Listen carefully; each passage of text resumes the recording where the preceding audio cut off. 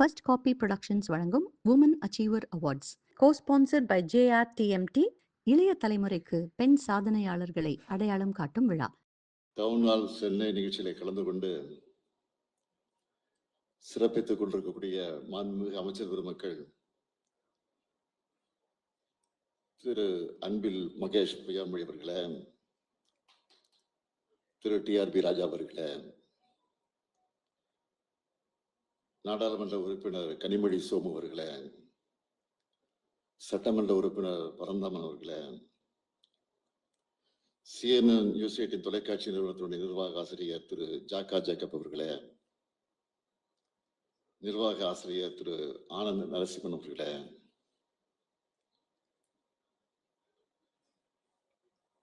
தெற்கிற்கான நிர்வாக ஆசிரியர் திரு விவேக் நாராயணன் அவர்களே, நியூஸ் 18 தொலைக்காட்சி நிறுவனத்தின் மூத்த ஆசிரியர் திரு கார்த்திகை செல்வன் அவர்களே,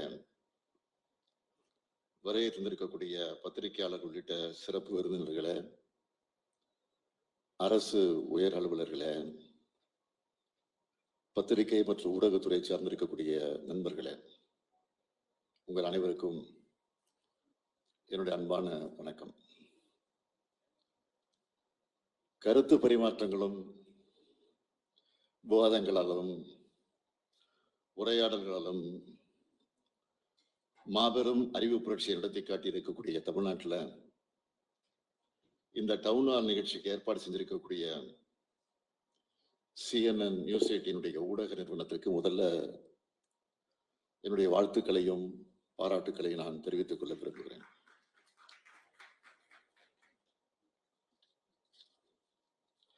மக்களிடையே விதைக்கப்படக்கூடிய நல்ல கருத்துக்கள் தான் முன்னேற்றத்திற்கான அடிப்படையாக அமையும்.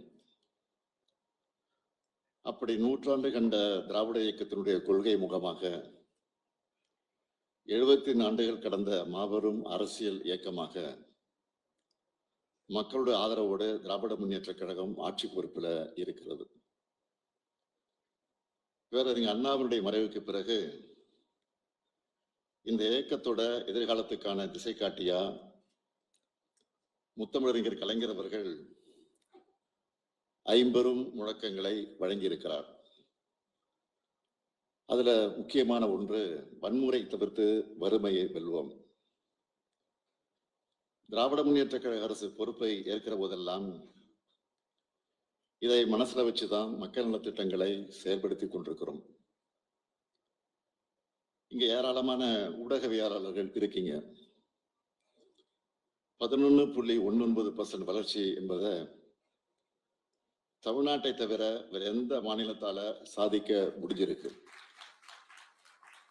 அதுவும் எப்படிப்பட்ட சூழல்ல இதை நாங்க சாதிச்சிருக்கிறோம்?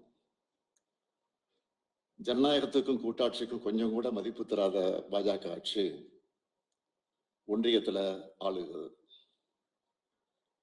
எதிர்கட்சிகள் ஆளக்கூடிய மாநிலங்களை எந்த அளவுக்கு வஞ்சகத்தோட ஓரவஞ்சனையோட அவங்க அப்ரோச் பண்றாங்கன்னு அதெல்லாம் உங்களுக்கு நான் விளக்க சொல்ல வேண்டிய அவசியம் இல்லை, உங்களுக்கு நன்றாக அது தெரியும்.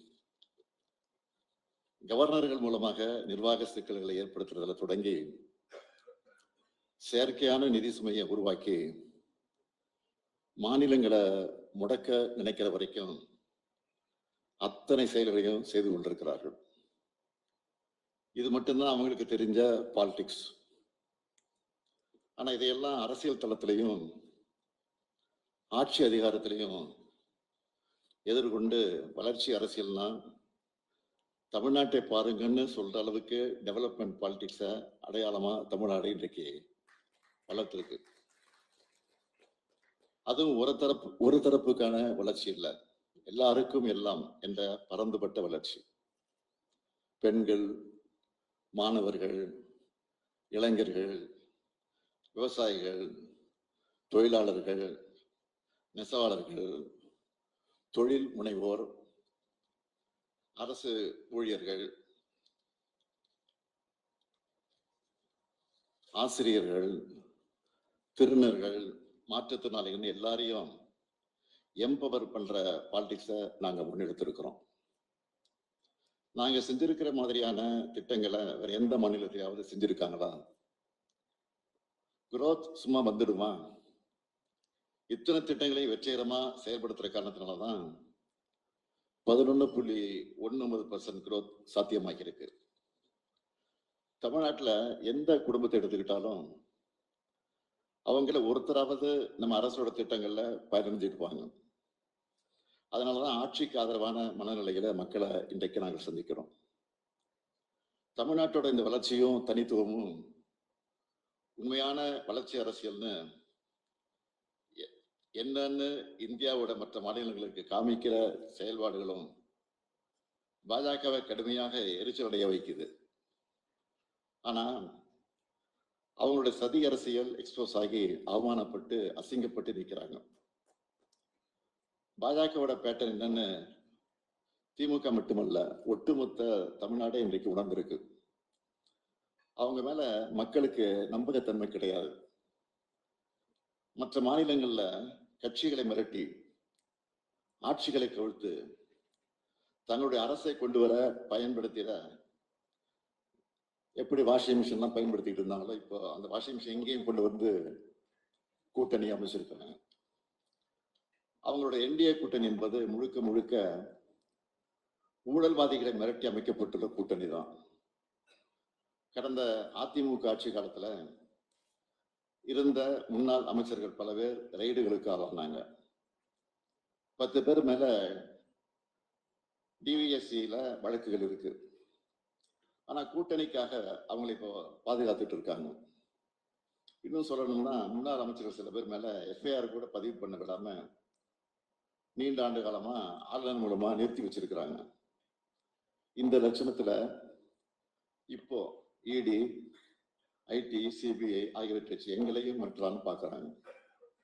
என்னதான் பாஜக இடி, ஐடி, சிபிஐன்னு தன்னுடைய படைபலத்தை அந்த பரிவாரத்தை அழைச்சிக்கிட்டு வந்தாலும் அதை ஒரு கை பார்ப்போம்னு நாங்களும் தயாரா தான் இருக்கோம்.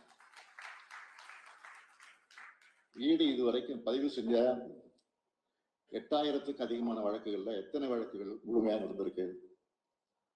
அவங்களோட உண்மையான கன்விக்ஷன் ரேட் என்ன? ஊழல் குற்றச்சாட்டுக்கு உள்ளானவங்க எல்லாரும் உடனடியா யாரு கூட கூட்டணி சேர்றாங்க? புலனாய்வு முகமைகளை இவ்வளவு மலிவா பயன்படுத்தி தான் பாஜக அரசியல் சதுரங்க வேட்டைய நடத்திக்கிட்டு இருக்கு. அதுக்கு என்டிஏன்னு அந்த என்டிஏன்னு இந்த கூட்டணிக்கு பேரு. மக்கள் பாஜகவை நம்பணும்னு பழனிசாமி போன்ற ஆமாம்சாமிய பாஜகவின் கிழக்கழக செயலாளராக வச்சுக்கிட்டு டப்பா என்ஜின் எடுத்துக்கிட்டு உள்ள வர நினைக்கிறாங்க. பாஜக உள்ள நுழைஞ்சா எப்படியெல்லாம் நடந்துப்பாங்க என்பதைத்தான் இப்போ அண்மையில மகாராஷ்டிரால பார்த்துக்கிட்டு இருக்கோம். அதை நீங்க தெளிவாக புரிஞ்சிருக்கீங்க நினைக்கிறேன். மாநில கட்சியை உடைச்சி ஆட்சிக்கு வந்தவங்க இப்போ பிற்படுத்தப்பட்ட முஸ்லிம்களுக்கு 5 விழுக்காடு இடஒதுக்கீட்டை ரத்து செஞ்சிருக்கிறாங்க. மகளிர் உதவித்தொகை திட்டத்துல 22 லட்சம் பெண்களை நீக்கி இருக்காங்க. இதைதான் தமிழ்நாட்டிலையும் செய்ய நினைக்கிறாங்க. அதுக்கு அவங்க பயன்படுத்த நினைக்கிற ட்ரோஜன் முதலை தான் அதிமுக. அதனாலதான் பழனிசாமி அவர்களை இன்றைக்கு பார்க்கிறோம். அவர் வழங்கக்கூடிய எந்த வாக்குறுதியும் மக்கள் நம்புவதற்கு தயாராக இல்லை. மண்குதிரையை நம்பி யாராவது ஆத்திர இறங்குவாங்களா? நிச்சய மாட்டாங்க. எங்களை பொறுத்த வரைக்கும் எங்களோட லட்சியங்களும் கடமைகளும் ரொம்ப பெருசு. அதை நோக்கிய பயணம்தான் எங்களுடைய தேர்தல் வெற்றிகள்.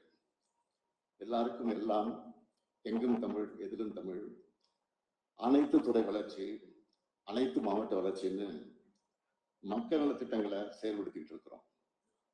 அடுத்து ஒன்றுபட்ட இந்தியாவில் மாநிலங்களுக்கான உரிமைகளை பெற்று தந்து உண்மையான கூட்டாட்சி கருத்தியலை நிறுவனம்னு எங்களோட அடுத்த கட்ட பயணத்தையும் தொடங்கி இருக்கிறோம். மாநில சுயாட்சி என்பது அறிஞர் அண்ணா அவர்களுடைய உயிர். அவர் எங்களுக்கு வழங்கின உயிர் கொள்கை. உண்மையான வளர்ச்சியை நம்ம இந்திய நாடு அடையணும்னா மாநிலங்களுக்கு நிறைய அதிகாரங்கள் வழங்கப்படணும். ஏன்னா மாநில அரசுகள் தான் மக்களுக்கு நெருங்கிய அரசுகள். ஒன்றிய அரசு என்பது தனக்கு தேவையான அதிகாரங்கள் மட்டும் வச்சுக்கிட்டு மற்றவற்றை மாநிலங்களுக்கு வழங்கிடணும். மாண்புமிகு பிரதமர் அவர்கள் உலகம் முழுக்க பயணம் செஞ்சு வளர்ச்சி அடைந்த நாடுகளை பார்க்கிறாரு. அப்படிப்பட்ட வளர்ச்சியை இந்தியாவும் அடையணும்னா மாநில சுயாட்சிக்கான அரசியல் சட்டத்திட்டத்தையும் கொண்டு வரணும். உண்மையான வளர்ச்சியை, மக்களுக்கு தரமான வாழ்க்கையை மாநிலங்கள் சாதிச்சு காட்டுறோம். பன்முகத்தன்மை கொண்ட இந்தியாவுக்கு கூட்டாட்சி தான் அடிப்படை. இது குறித்து அண்மையில கூட இந்து ஆங்கில நாளேட்டுல ஒரு கட்டுரை கூட நான் எழுதியிருந்தேன். அது மட்டுமல்ல, ஒன்றிய மாநில உறவுகள் குறித்த உயர்நிலை குழு அமைச்சு அந்த குழுவினுடைய அறிக்கையும் முதல் வாரத்தை நான் வெளியிட்டிருக்கிறேன். அதை அனைத்து கட்சிகளுக்கு அனுப்பி வச்சு தேசிய அளவில் மாநில சுயாட்சி கருத்தை குறித்த புரிதலை ஏற்படுத்த வேண்டும் என்று நினைக்கிறோம். CNN போன்ற ஊடகங்கள் இந்த அறிக்கையில் சொல்லப்பட்டிருக்கக்கூடிய கருத்துக்களை விளக்கி மக்கள் கிட்ட கொண்டு போய் சேர்க்கணும். இந்த நேரத்தில் என்னுடைய அன்பான கோரிக்கை நான் இங்கே எடுத்து வைக்க விரும்புகிறேன். எங்களை பொறுத்த வரைக்கும் சமத்துவம், சமூக நீதி, மதச்சார்பின்மை, சகோதரத்துவம், மாநில சுயாட்சி உள்ளிட்ட கருத்தேற்றம் குறித்து இந்தியா முழுக்க ஒரு பரந்துபட்ட பார்வை உருவாக வேண்டும் என்று நினைக்கிறோம். அதுதான் இந்தியாவுக்கு உண்மையான வளர்ச்சி பாதையை உருவாக்கணும்னு நான் நினைக்கிறேன். அந்த பாதையை காட்டுவதற்கான வழியாக தான் திராவிட மாடலை நாங்கள் அடையாளம் காட்டுகிறோம். இந்த பணிகளுக்கு நாங்கள் ஒருபோதும் பின்வாங்க மாட்டோம். நான் மக்களை நம்புகிறவன். மக்களுக்கான எங்களுடைய பயணத்தை யாராலும் தடுத்து நிறுத்த முடியாது. தமிழ்நாட்டில் நடக்க இருப்பது ஜனநாயகத்துக்கும் பாசிசத்துக்கும் இடையிலான தேர்தல். நான் உறுதியாக சொல்றேன், தமிழ்நாடு வெர்சஸ் NDA என்ற இந்த தேர்தலை தமிழ்நாடு தான் நிச்சயம் வெல்லும். அதுக்கான கருத்துக்களை மக்கள்கிட்ட இன்னும் வலுவாக கொண்டு போய் சேர்க்க CNN நியூஸ் ஊடகத்தின் இந்த கவுனார் நிகழ்வு துணை நிற்கணும் என்று கேட்டு, அந்த வகையில் இந்த நிறுவனத்திற்குரிய வாழ்க்கையை சொல்லி விடைபெறுகிறேன். நன்றி.